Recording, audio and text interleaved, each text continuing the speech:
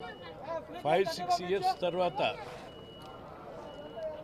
నేను తిరుపతి రావటం, అనేక మంది మిత్రులు అంతకుముందు నాతో ప్రత్యక్షంగా పరోక్షంగా ఉన్నటువంటి ఆత్మీయులు ఎంతోమంది కలుసుకున్నారు.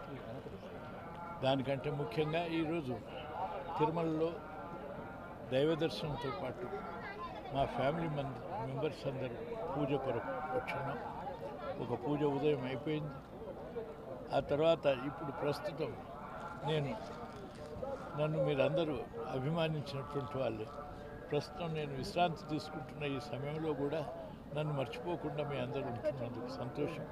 ప్రత్యేకంగా తెలుగు ప్రజలకు, ఆ తర్వాత విడిపోయిన నా ఆంధ్రప్రదేశ్ యొక్క మిత్రులకు, ఆత్మీయులకు, ప్రభుత్వానికి, ప్రజలందరికీ నా ఉగాది శుభాకాంక్షలతో పాటు